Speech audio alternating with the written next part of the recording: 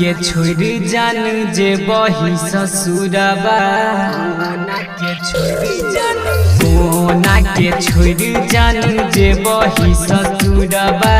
कोना के छोड़ी जान जे बही ससुरबा सुन के सनम तू तो दिलही जखम हमरा बहुते गे कोना के छोड़ी जान जे बही ससुरबा कोना के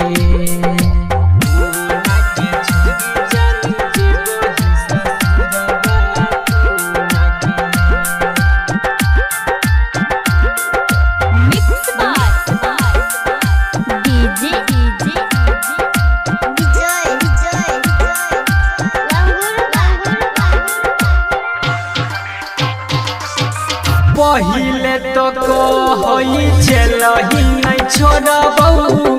जानू तो हर साथ रे प्यार में मिल जुल रहल करबई प्यार के करबई बात रे अब की भेलऊ जान के गलती अब की भेलऊ जान के गलती जाई छी छोड़ कदूर गे कोना के छोड़ जान जे बही ससुरबा कोना के छोड़ जान जे बही ससुरबा सुन के सनम तू तो दिलही जखम हमरा बहुते गे कोना के छोड़ जान जे बही ससुरबा कोना के।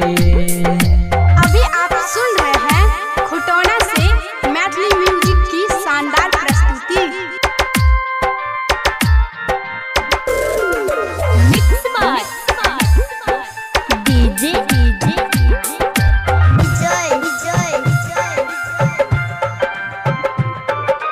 राइटर बरून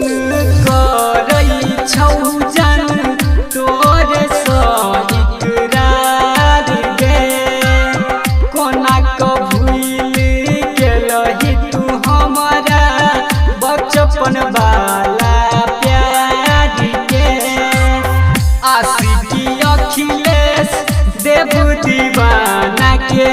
आशिकी अखिलेश देव दीवाना के प्यार को केला बदनाम गे कोना के छोड़ जान जे बही ससुरबा कोना के छोड़ जान जे बही ससुरबा सुन के सनम तू तो दिलही जखम हमरा बहुते गे कोना के छोड़ जान जे बही ससुरबा कोना के।